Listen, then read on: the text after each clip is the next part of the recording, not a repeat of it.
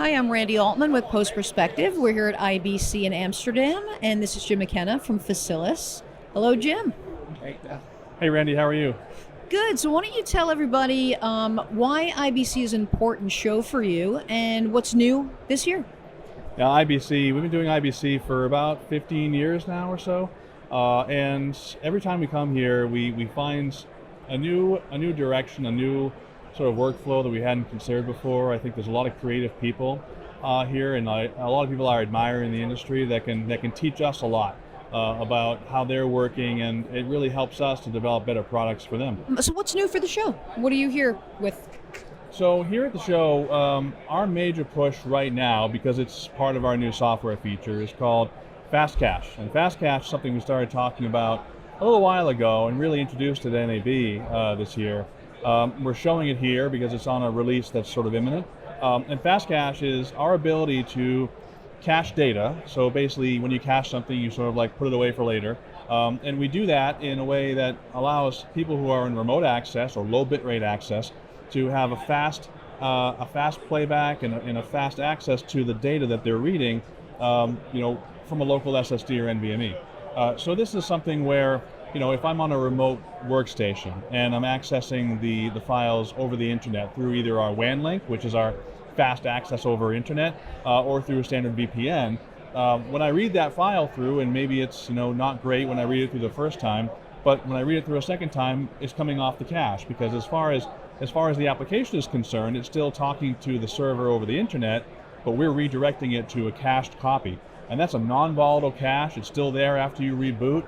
You can cache entire projects before you start working with them, and you're still working on the server. So even though you're playing back from this SSD or NVMe, everything you change, all the project files you open and save out, everything you're rendering out, everything you're exporting is all going right back to the server, but into your cache at the same time.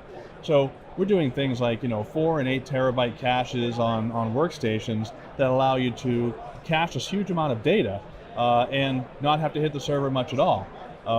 This is also great for people in facility if they have a low bit rate like a Wi-Fi or a 1 gig connection, or if they just want to lower the overhead on the network or the server itself, and so you're not reading that same file over and over again from the server. So it's really a revolutionary type of feature that we have, and only we can do it because we have the shared file system for our connectivity protocol and not just standard SMB, NAS protocol.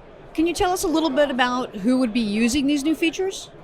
We're finding that people are really interested in hybrid workflows. I mean, there's the all remote workflows that are prevalent in some cases, but for the most part, people with facilities who have people that work there or have a studio, they still have people that want to work from home. Maybe it's even 2 or 3 days a week, and maybe they want to hire talent in from the other part of the country or across town that have their own systems. And so they need to be able to access data from the facility in a effective way. And to do that, that in the past has been, well, you upload it to cloud and then they download it, and now you're completely on an island. You're separate from the workflow entirely. You don't know what they're doing, or you send them a hard drive and now they're separate from the workflow entirely. We allow you to keep those users in the workflow, have them attached to the server, and also have full speed access to the data that they need for day-to-day work. So the types of facilities can be various, but I think for the most part of people looking for sort of those hybrid type of editorial environments. So Jim, why don't you tell us where people could find out more information about the new products and also the other stuff that you do? Sure, go to www.facilis.com to see what else we're doing. But here at IBC, we're also showing the new Fast Tracker build in 3.8.1, new subclipping features, BRAW and RED compatibility natively, a lot of things that we're doing, within Fast Tracker that we've had, direct requests from our customers to get done.